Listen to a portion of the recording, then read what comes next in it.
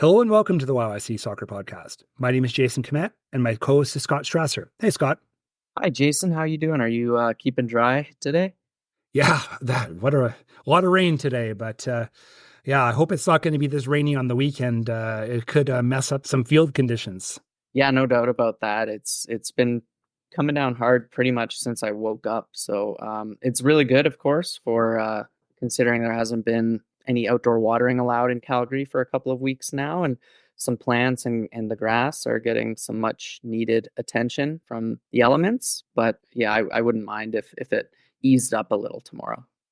If you are a new listener to our podcast, Scott, what is the YYC Soccer Podcast all about?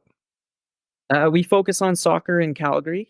We talk about amateur, collegiate, and professional soccer. We discuss the teams and the players, and we often have interview guests from the city's soccer community, whether that's the grassroots and youth levels, all the way up to post-secondary and professional soccer.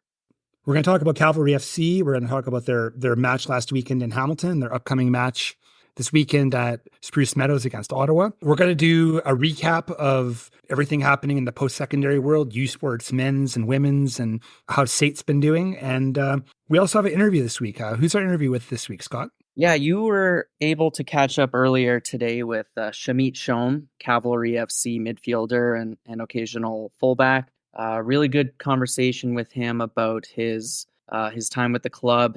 He's been, really he's kind of flown under the radar this season, hasn't he, Jason? But he's been a really key cog in Cavalry's plans. Yeah, I would say that if you wanted to describe anyone on Cavalry as an unsung hero, it's probably him. He's been played wherever he's needed to play and consistently been out there, stayed healthy, just kind of does his job. It's one of those guys that, I'm sure as a coach, it's exactly the kind of guy you want to have around. But yeah, it's not necessarily always glamorous, but yeah, a key piece for the Cavs this year. Absolutely. And I really like players like Shamit Shome, who you can trust to do whatever is necessary to help the team. Whether it's the defensive work in midfield or launching a counterattack. Shamit Shome he's not showing up in the headlines a lot. He doesn't have any direct goal contributions this season, but, you can't really fault him for that because it's not his exact role for the team. And the role that he performs as a midfield workhorse is, like you mentioned, definitely an unsung hero. So was a player that you and I have wanted to talk to for a while now, and I'm glad that you were able to do so for this week's episode. Let's start off with a recap of last week's match in Hamilton, Cavalry versus Forge. Hello, Fraser Aird here, guys, and you are listening to the YYC Soccer Podcast. So Cavalry's unbeaten run came to an end last weekend in Hamilton. They fell to Forge 2-1. 2 goals from Tristan Borges, a familiar foe for Cavalry fans. Cavalry's only goal came from the spot. Fraser Aird getting what I believe is his 4th goal of the season. Pretty good match overall, Jason. Lots of changes to Cavalry's starting 11. Nicholas Veiling starting up top in the number 9 role, and then Bradley Camden-Fawo starting as a left winger, so playing outside of defense. And they also had a lot of youth on the bench. So it was an interesting approach that Tommy Wheeldon Jr. took to this match. Well, I think part of the reason there was so much youth on the bench is just because of injuries. But, I have to confess that I did not have an opportunity to watch this game in detail. So what was it like with Camden-Fawo playing up on the wing and Veiling up top? Because those are not traditional positions for them at all. Like Brad plays on the left side, but usually a lot further back. Yeah, and he still played, I felt, a little bit defensive as a left winger, and Nicholas Veiling, I think, had a pretty frustrating outing. He often had to drop deep or go out wide to try and get some touches on the ball. Can't recall any really good chances from him to score, but honestly, it was a tough afternoon for Cavalry simply because of how good Forge was playing, to be honest. I was really impressed by them.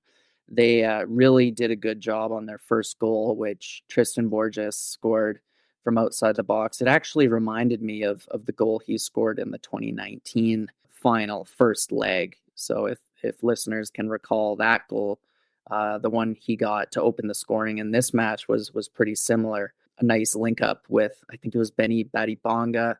But no, I think this match, Forge probably deserved to win it. Cavalry had their moments, but overall, Forge managed to snuff out any opportunities that Cavalry produced. In the end, I think both penalties were really soft. The first one was a handball call on Bradley Camden-Fawo, which, he had his back turned as the cross came in. He really didn't have any idea that the ball was going to strike him in the arm. Cavalry probably felt really hard done by after that goal. And I feel like the penalty that they earned in the second half was really just the referee almost apologizing for the mistaken call in the first half and saying, okay, now you guys can have a penalty. And, Fraser Aird did a good job to put it away. I think he's scored every penalty that he's taken. I think the commentator said that. I might be off. But honestly, I feel like a 2-1 win for Forge was a fairly deserved result. That solidifies Forge's spot at the top of the table. They have 41 points right now, and Ottawa second with 37, and York United's got 35, and then Cavalry's at 34. So it's still tight, but Forge is separating a bit, and now we're at a point where they're 7 points ahead of Cavalry.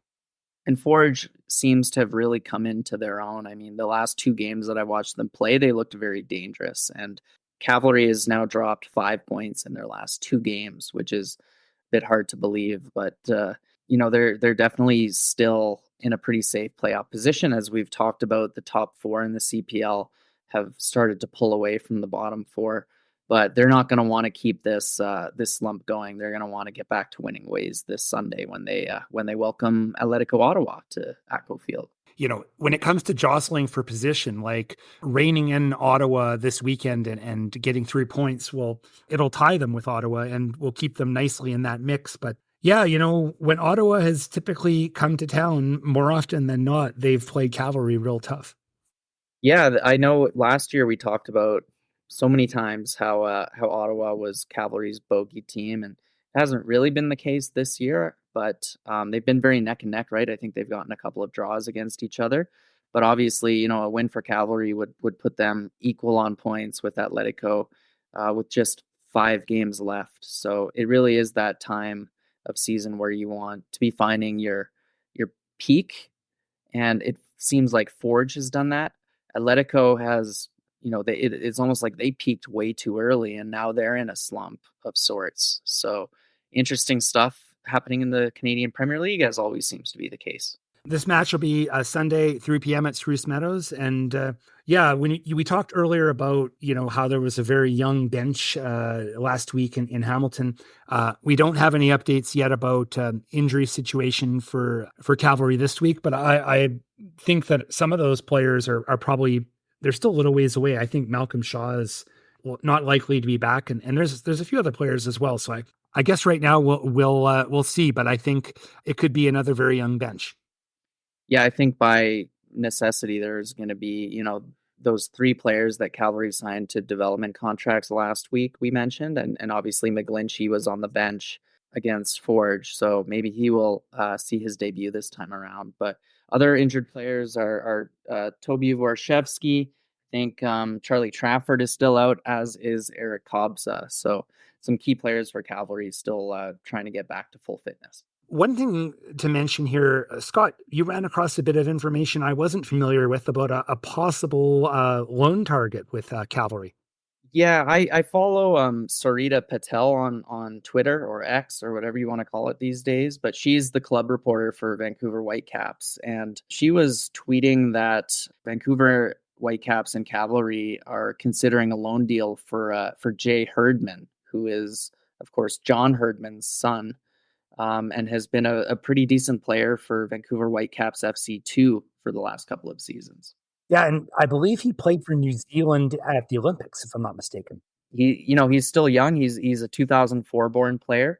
Most of his career has been spent in MLS Next Pro, and he's got 3 goals in that league in a little over 30 appearances. So lots of promise, and I don't know much about him. I can't say that I've watched any of Whitecaps reserves teams or games, but he clearly is a regular for them.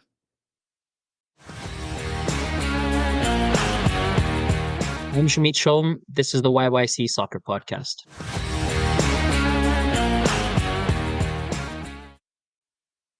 So now we'll go to our interview with Shamit Shome. As you mentioned, Scott, I had a chance to chat with him a bit earlier today, and we kind of already talked a bit about our thoughts about his season. So why don't we just run the interview now? Sounds good. I'd like to welcome Shamit Shome to the podcast. Shamit has been with Cavalry FC for the last 2 years, and he's been a regular starter on the club. Yeah, welcome to the podcast this week, Shamit. Thanks for having me. First question I want to ask you is, you've been able to stay healthy all year, despite the fact that your position and your style of play, it involves a lot of getting stuck in. So how have you been able to manage that? Yeah, I don't know. I think I've also been a little bit lucky, to be fair, avoiding injuries. This is probably, the healthiest season I've had in playing, games week in, week out and staying healthy. But yeah, I'm getting older. I think I'm learning how to manage my body, how to recover off the field, the right things to do off the field, doing extra stretching, yoga sessions, recovery, ice baths, hot tubs, that kind of stuff. And I think that's been helping a lot. There's been a lot of rotation in Cavalry's midfield this season, but you've pretty much been in every match. What do you feel you've done to earn the faith in the coaches this year? Yeah, I think it's maybe just consistency. I've been training week in, week out, giving my best. And I think I've been having, consistent performances in the midfield, which has kind of helped with all the changes we've had with injuries and whatnot. I think I've been able to have that kind of consistent, stable presence in the team where you know what you're going to get from me and what I'm going to offer for the team. So I think that's been a plus. And yeah, I do feel that gained the coaches' trust a lot this year in terms of being, in the team. Well, I know in previous comments, Tommy has mentioned that he can put you in a lot of different positions. So do you have a position that, all things being equal, would be where you prefer to play on the pitch? Yeah, I think so. I think at the end of the day, I think my best position is as an 8, box to box midfielder where I can kind of be involved in both sides of, defense and offense and getting in the box and trying to score goals. That's something I have to work on more if I want to have clean and pure number 8 role. But yeah, like you said, I enjoy playing in different positions, especially this year. When the coaches give me that confidence to be able to do it. And yeah, I have a certain confidence now about, playing out of position, playing as a holding midfielder, more as a 6, playing as, a right winger sometimes. And earlier on the year, playing as a right back. It's nice to be flexible. And I think for me, I enjoy having a challenge, I guess, playing these different positions. You had made the move over from Edmonton to start the 2023 season. You're not the first player to make the move from Edmonton to Calgary, but what was it like to make the switch, go over to the arch rival city? Yeah, it's a little bit different. I'm an Edmonton boy, so it's pretty interesting. But I'm also an Alberta boy. So, I always knew what Cavalry was doing, even when I was playing in Montreal. I always had an eye on how well the Cavs were doing and the culture that Tommy set, and the success that this club has had since day one. So coming over was, a little bit interesting because there always has been a rivalry. People know who I was, and I was always on the other side playing against them. And now I'm their teammate. So I think it took some time to kind of prove myself, especially because Calgary's always dominated the Edmonton in the rivalry. So I definitely came in with a chip on my shoulder, and I think I had to prove myself. And I carried that into this year too, in terms of, how I train, how I set a standard for myself and for the team. And I think, I've gained the players' respect from that. It's been easier that, unfortunately, the FC Edmonton folded, so I didn't have to worry about, that actual matchup while playing for the Cavs. But yeah, definitely an interesting dynamic when I switched over for sure. Your acquaintance with Tommy goes back quite a long ways, all the way back when you were a teenager, I believe, with Team Alberta. Can you talk a little bit about that, about how you've known each other over the years? Yeah, we go back a while away, I think to the U16 provincial team. That was actually the first provincial team I made, which was when Tommy was the head coach. So that's pretty interesting. And yeah, one of the fondest memories I have is, that national championship we had, competing with Alberta for the nationals. And I think we made it all the way to the final. We lost to Ontario, but we actually did pretty well considering. And yeah, I still remember, I think I was the one that scored our opening goal of that tournament, I think against BC. It was a really good build-up goal and stuff. So yeah, very, very special. And I think that's kind of what actually helped jumpstart my career, because after that provincial team, I guess, call up or participation, that's when I got a call to join the FC Edmonton Academy the next coming year. And then that's where the kind of rest all happened. I joined the academy, then I made the first team, and then I moved on to Montreal. So that U16 provincial team with Tommy is kind of where I think started everything. So I am really grateful for that. And it is probably one of the better soccer moments or memories that I've had in my career, I guess. I want to ask about MLS. So you did play quite a few games in MLS with Montreal. How do you feel the CPL compares? Like, is it slower? Is it less technical? Like how would you sort of describe the differences between them, or is it more similar than maybe we expect? Yeah, I think it's tricky to say. I think it is a bit more similar than people expect because at the end of the day, soccer is a game of percentages and margins, right? There's only 1 or 2% difference is what makes the difference, right? And so there isn't a big gap between I think MLS and CPL. I guess what I would say is, yeah, maybe the speed of play is quicker, maybe the football knowledge and understanding of the game is a bit better. But the main thing is I think it's like the ruthlessness, the finishing qualities, the technical qualities of being able to like score a goal or finish chances. I think that's the big difference. And that's where, when we play a team like Orlando and CONCACAF, we got punished for the slight mistakes we made because their front players have the quality to punish us. Right. But yeah, overall, I'd say it's not that big of a gap that people expect. And you see it when, we play MLS teams or other CPL teams play MLS teams. It's tighter than expected, which is normal. And I don't think it surprises anybody in the CPL or any of the players in the CPL. It might surprise people looking from the outside, but that's just the reality. But I think it is getting better and better for sure and getting closer to MLS each year. I want to ask you about off the field. Like, I believe that you finished your engineering degree, didn't you? Yeah, I did while I was in Montreal. So are you completely focusing on soccer right now, or are you, there's a lot of engineering opportunities in Calgary. I'm not sure how you've been balancing that out.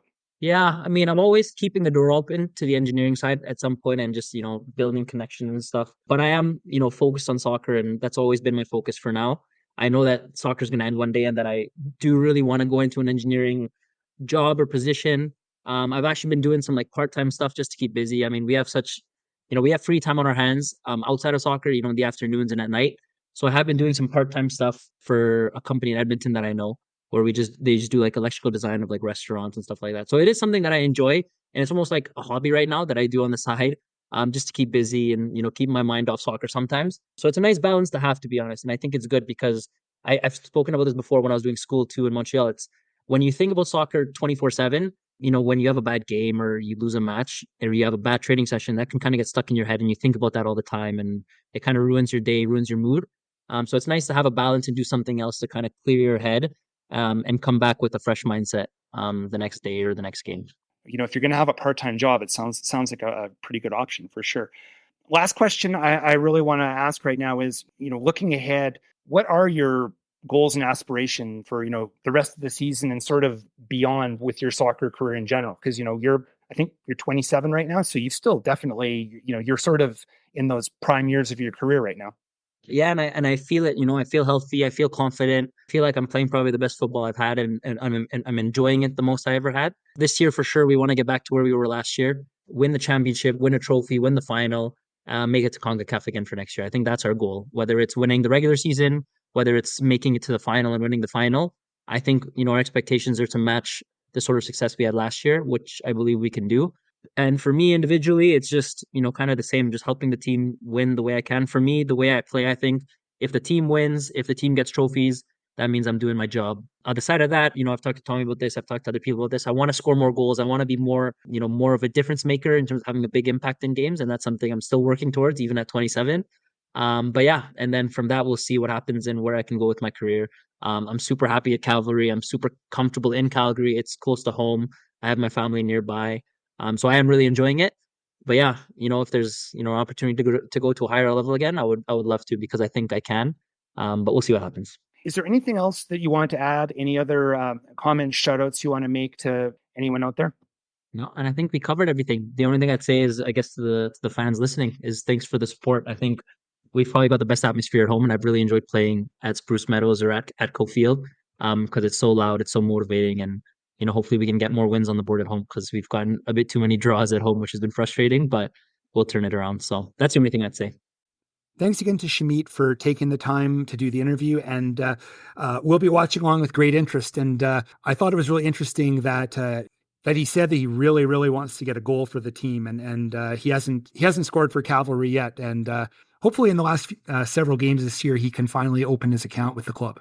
Yeah, that would be great. As we mentioned, it's not his role, but obviously, everybody likes to celebrate a goal now and then. So we're definitely rooting for him to open his account. For sure. And when you look at it, it took Bradley Camden-Fawo quite a long time to open his account, and Charlie Trafford, but they both pulled it off this year. So maybe the Shamit could be in the same position. So I'm Caden Rogozinski, and this is YYC Soccer Podcast.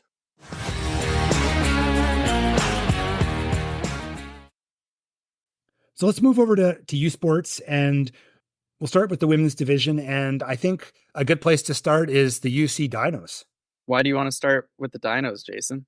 Geez, what did they outscore the two opponents? Like it was like a basketball score. Oh my goodness. It was their season opener against Winnipeg was a 10-0 rout.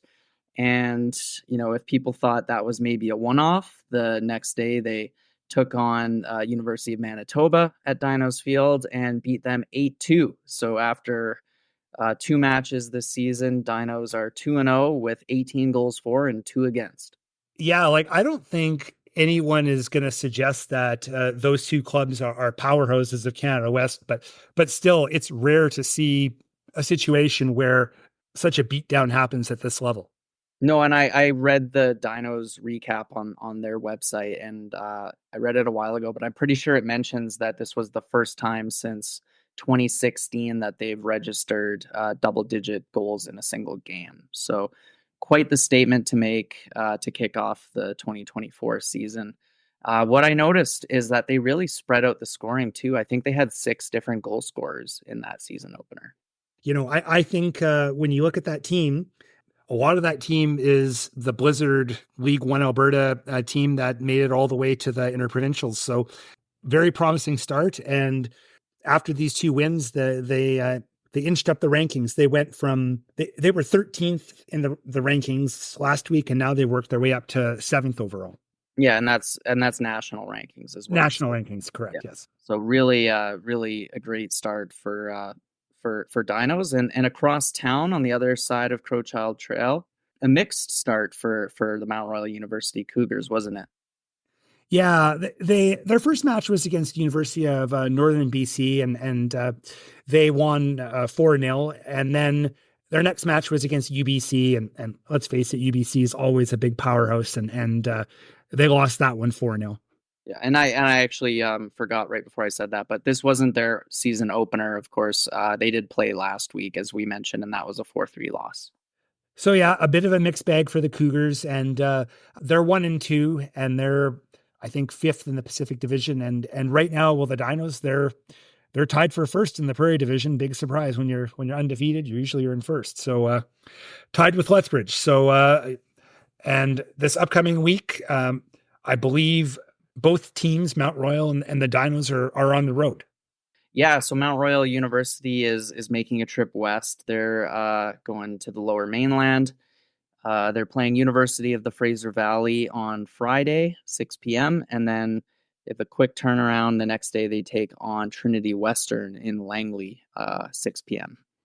And then the Dinos are heading up to Edmonton, and they're going to play McEwen, which is always they're always a tough squad. And they've got Grace Maswala is back after injury, Calgary's own former podcast guest. On Sunday, they're going to be playing University of Alberta.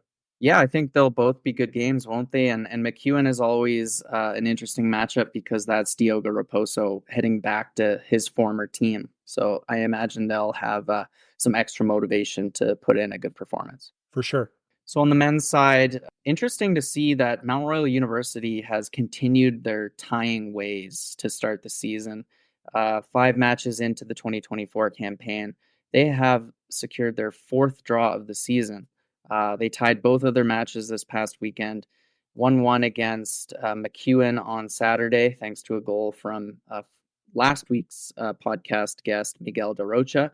And then on Sunday, they tied University of Alberta by the same 1-1 scoreline. So they're still unbeaten, but only 1 win for the defending champs after 5 games. I think you were mentioning before that this is a Cavalry-like start for their season. Definitely, because Cavalry did the exact same thing where they drew all of these matches to start the 2024 season off, and they were unbeaten for a really long time, even though it didn't really feel like it. And you can tell when you watch MRU that they're a very good team. It just feels like they haven't developed a killer instinct this year quite yet. The Dinos, they played University of Alberta and they lost 1-0. Yeah, the Dinos secured a 2-0 win against MacEwan on Sunday, thanks to goals from Gianmarco Plenzik and Jacob Hunter. I believe that was the second or third clean sheet of the season for the Dinos, who have been very solid defensively this year. Yeah, and as it stands right now, they're in second place in the Prairie Division with 2 wins, a draw, and a loss. So they're doing all right. And when you look at the national rankings, I've actually found I knew they were available, but beyond the top 10, you can go all the way down the entire rankings right to the lowest ranked team. Mount Royal's at number 9. They were at number 8 last week, and the Dinos are at 19. So, there's always a lot of questions surrounding the algorithms that go into these ranking systems. It's the same if you follow high school football in Alberta, where you see someone like, we've won all 3 of our games. Why are we ranked below a team that has only won 2 of their 3 games or something like that? But yeah, there's a sense of irony that, University of Calgary is ahead of Mount Royal in the Prairie Division right now, yet they're 10 points behind them in the national rankings. It's a little bit funny. Anyway, if we look ahead to this week, maybe there will be some jostling in the national rankings or in the Prairie Division for that matter. Dinos will be on the road. They have a big, long road trip up to Prince George to take on the University of Northern BC on Friday. And then looks like they have the day off, maybe for some travel, because on Sunday they are going to take on UBC Okanagan in Kelowna, 12 o'clock Pacific time. And the Cougars are also going to be in BC. They're gonna play Trinity Western on Friday, and then on Saturday they're heading to Kamloops, and they're going to play Thompson Rivers. So is that right? Every U Sports team this week is on the road, so no home matches this weekend here in Calgary.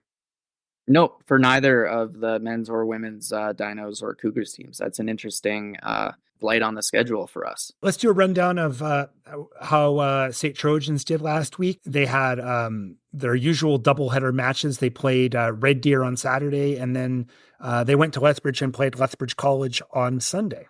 Yeah, which I don't know if you knew this, Jason, but pretty soon I believe it's going to be called Lethbridge Polytechnic. They're kind of going in the same route that Red Deer went in a few years ago. No, I didn't know that, but yeah, it's interesting, the naming of the schools. I think there's a few schools that now have that Polytechnic moniker. Yeah. So anyway, no matter what they're called, Red Deer Polytechnic came to Calgary on Saturday. SAIT beat them 5-1 on the men's side, and then the women kicked off their 2024 season with a convincing 3-0 win. Down in Lethbridge, the women were able to pull off a 4-1 win, but the men went down to defeat. They lost 2-1. Yeah, so SAIT women are currently first place in the ACAC South right now. And due to their loss in Lethbridge, SAIT men are actually in second place behind Lethbridge. So still very early days in the ACAC season, but SAIT, defending conference champions, competed at nationals last year. They're clearly a team with a lot of talent. I noticed that Megan Wiebe, former podcast guest and SAIT's single season scoring record holder from last year, she was named one of SAIT's athletes of the week. And the team is ranked 3rd nationally right now. This upcoming weekend, there is no U Sports action in Calgary, but we are having a Calgary derby this weekend. I believe the match is at SAIT, but they're playing Ambrose. Yeah, this was a bit of a one-sided local rivalry last year, wasn't it? Ambrose really struggled in ECAC, whereas SAIT was a powerhouse for both the men and the women. Curious to see how this goes. I don't know much about Ambrose this year, but obviously SAIT has a lot of history and a lot of pedigree. This is Kendall Showers, and you're listening to the YYC Soccer Podcast.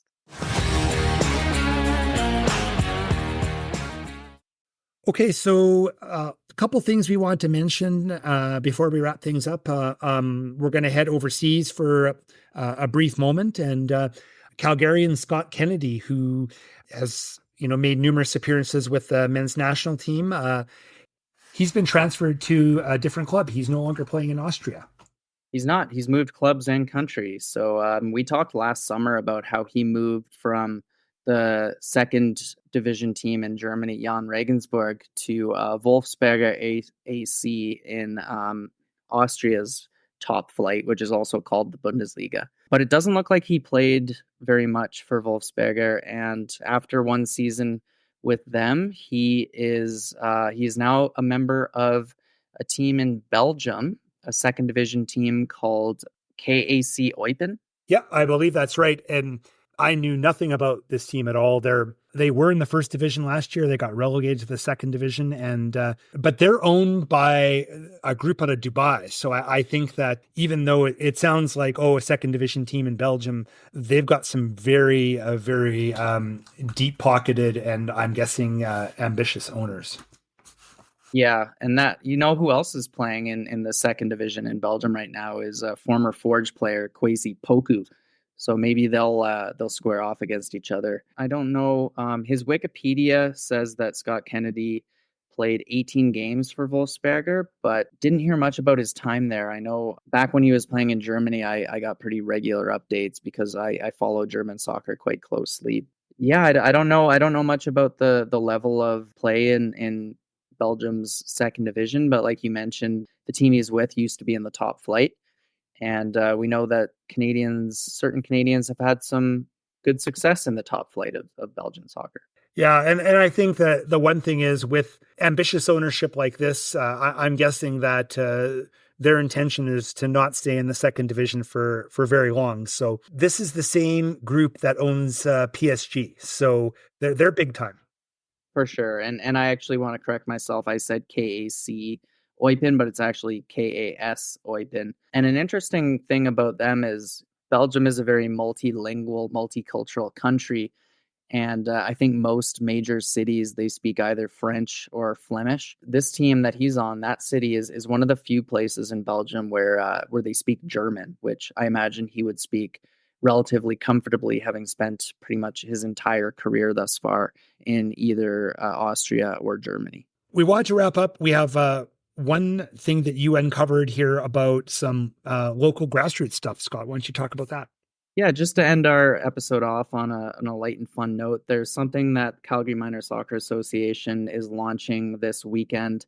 It's the inaugural fall series presented by Armstrong Cheese. So it looks like it's just a really fun, it's not exactly a tournament because they're not actually going to be keeping score, but there's going to be more than 400 matches taking place featuring 255 teams aged from U10 up to U18, both this weekend and next weekend.